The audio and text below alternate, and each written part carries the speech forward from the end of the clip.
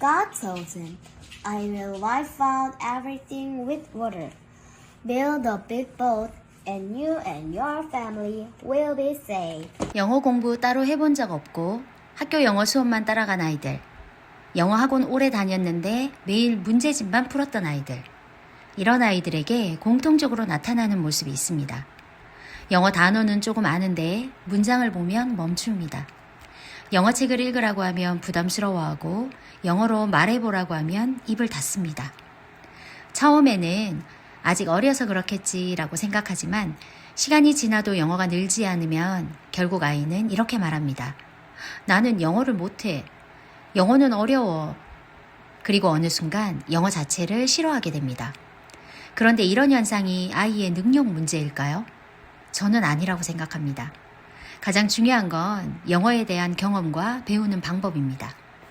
많은 아이들이 영어를 이렇게 시작합니다. 단어 외우기, 뜻 찾기, 문법 공부하기, 문제 풀기.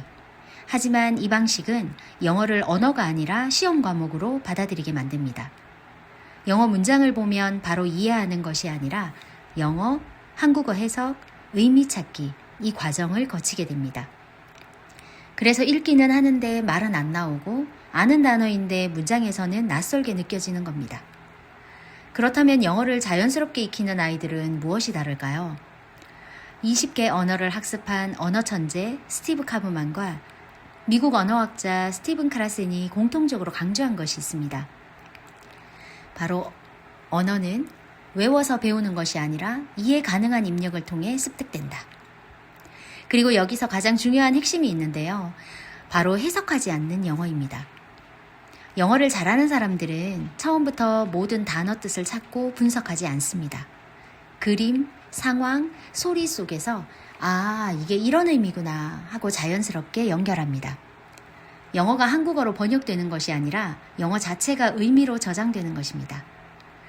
그렇다면 아이 영어에서는 어떻게 해야 할까요? 저는 이 언어 습득 원리를 아이에게 그대로 적용해 봤습니다. 단어 하나하나 외우지 않고 그림과 스토리 속에서 영어를 이해하도록 했습니다. 예를 들어 The boat arc touched solid ground. 이 문장을 배울 때 일반적인 방법은 The boat, 그 배, arc, 방주, touched, 닿았다, solid, 단단한, ground, 땅. 보통 이렇게 단어 뜻을 외웁니다.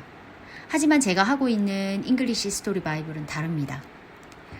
배가 땅에 닿는 그림을 보고 이야기를 듣고 그 상황 속에서 The boat arc touched solid ground. 반복해서 경험합니다. 그러면 아이는 문장을 볼 때 번역하지 않습니다. 머릿속에 장면이 먼저 떠오릅니다. 배가 땅에 닿는 장면과 영어 문장이 바로 연결되는 것입니다. 이것이 바로 해석 없이 영어를 이해하는 과정입니다. 저는 이 원리를 단계적으로 적용하는데요. 첫 번째는 듣기입니다. 그림을 보며 스토리를 들으면서 영어 소리와 상황을 연결합니다. 두 번째는 말하기입니다. 이미 이해한 문장을 따라 말하면서 영어가 입에서 나오는 경험을 만듭니다. 세 번째는 읽기입니다. 그림과 소리로 익힌 내용을 책으로 다시 만나면서 영어 문장이 자연스럽게 쌓입니다. 결국 영어는 그림, 소리, 의미, 문장 이 순서로 저장됩니다. 많은 부모님들은 영어를 잘하려면 더 많은 단어, 더 어려운 문제집, 더 많은 학원이 필요하다고 생각합니다.